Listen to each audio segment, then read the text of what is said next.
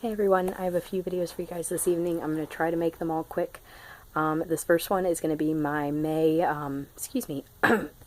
my May wrap-up, reading wrap-up, and I didn't read nearly as much as I was hoping to, but I really enjoyed everything I did read, and I have read more in May than I have in past months, or recent past months, so that's pretty good.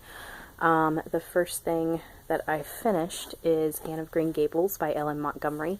It took me a while to read this, but I thoroughly enjoyed it. I loved it just as much as I have loved the film for my entire life, and I can't believe it took me this long to actually read it, and I adored this. 5 out of 5 stars. I love the characters so much. Anne and Gilbert and Diana and Marilla and Matthew. And the shenanigans that happen in this book are freaking wonderful. And also, I've done a full review of this, so if you want to check out what I thought in detail, I have a review up that I filmed probably like a couple days after I finished it, so almost a month ago now, because I finished this very early in the month. And yeah, 5 out of 5, I loved it.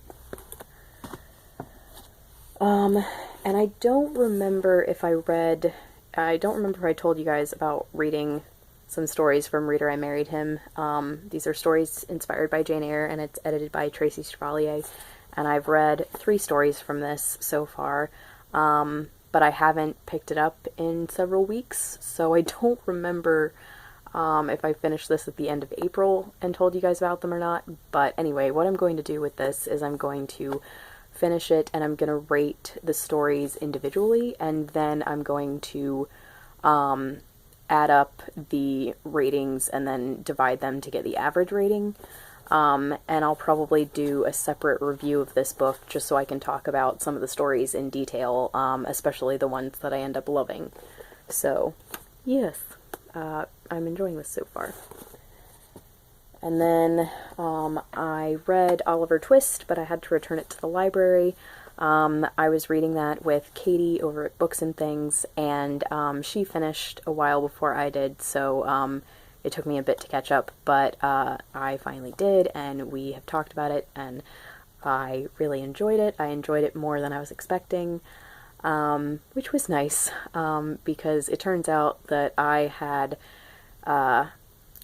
misconceptions about it from the 2 children's adaptations that I had seen before, because I didn't realize that the only adaptations of the story I've ever seen were both children's.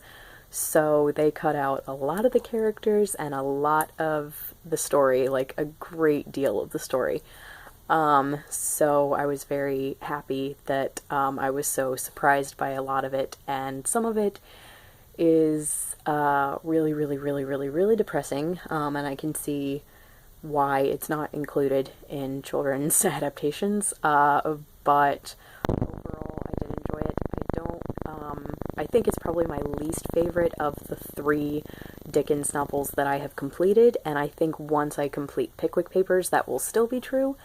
But I enjoy the fact that even though it is my least favorite of the ones I've read so far, I was still able to enjoy it, because I feel like most of the time when something is my least favorite by an author, it means that I did not enjoy it. So that's nice. And as soon as I can get my thoughts together about this book, I will do a proper review of it. But right now my thoughts are still kind of, I don't know, it's like I have a little bit of a book hangover from it. Slightly. So anyway, right now if I had to give it a star rating, I would say 4. But I'm of course going to think about that more as I try to get my thoughts together, and if I change that rating, I will let you know in the actual review. And then I started reading Tess of the Durbervilles by Thomas Hardy.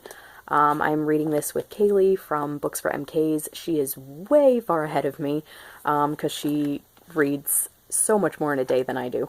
I think she's already on part 3 or 4 right now, and I'm still on part 1. I'm only on page 32. But I am enjoying what I've read so far.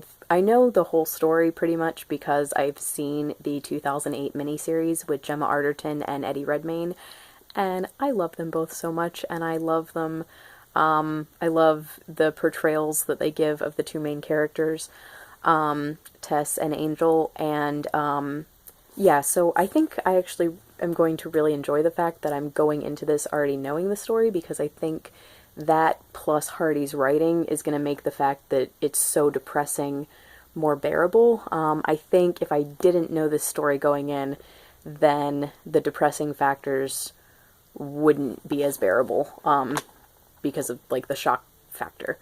But I really do love Hardy's writing. So I'm hoping I'm going to love this. So far, Kailey is having trouble enjoying it because the characters are very frustrating to her, which I do understand from what I've seen of the miniseries. And I'm very interested to see if I will think the same thing about them in the book, or if I will think that they are more frustrating, or I'm very interested to see what differences I feel between the miniseries and the book, and to see if I feel the same way that Kailey does. But I am really hoping to enjoy it. And I was supposed to read Return of the Native, also by Thomas Hardy, before this, and I didn't have time, so I'm going to try to read that in June. So, yes, enjoying this so far, aiming to finish it this week. Then I read Griffin Sabine by Nick Bantock, as well as half of Sabine's Notebook, which is the sequel to this. This is my favorite, one of my favorite adult series. Nick Bantock is one of my favorite artists of all time. He is incredibly creative, and his writing is really expressive, and his stories are just wonderful. And so I'm rereading this series right now so that I can read the 7th book, which just came out in March, The Pharaoh's Gate, for the first time. I have that out from the library. So, yes, enjoyed this very much, and hopefully will be enjoying the rest of the series. But it is one of my favorites, so I should. But yeah, that's a 5 out of 5.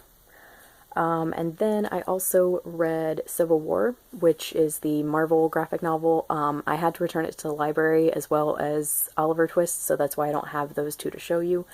But I really enjoyed it. I read half of it before I saw the film, and then ran out of time, so saw the film, and then read the second half afterwards. And I really loved both of them.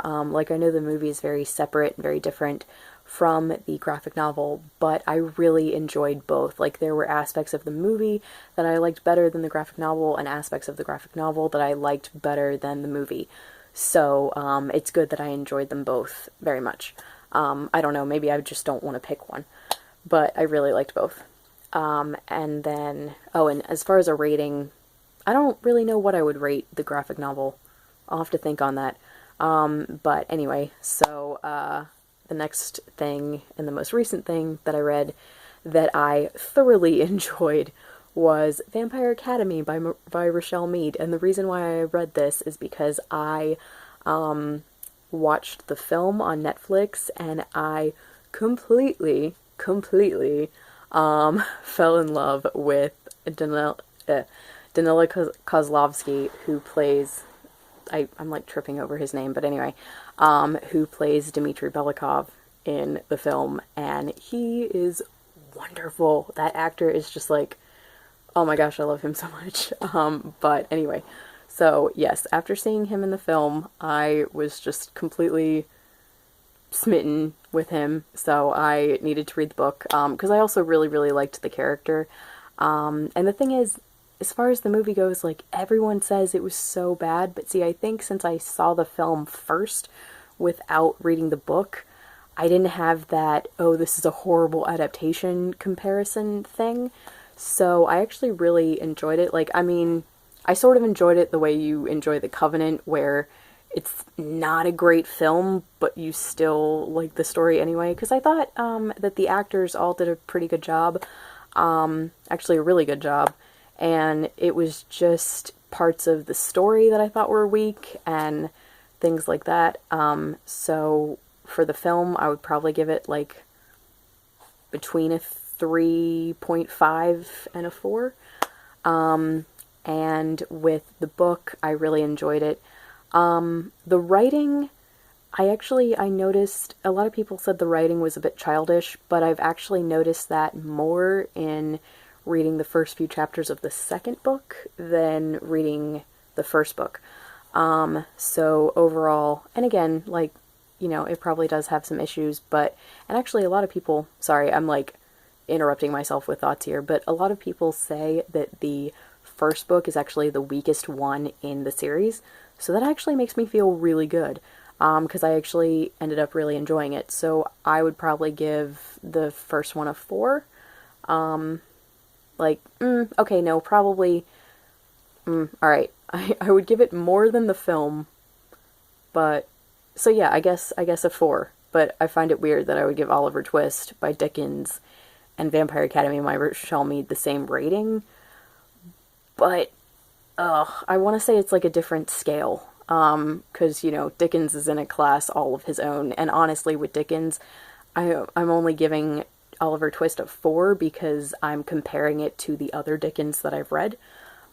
So yeah, I'm gonna go ahead and give them both a 4, but say that it's on 2 totally different scales. So yes, that is what I read in May, and I enjoyed all of it.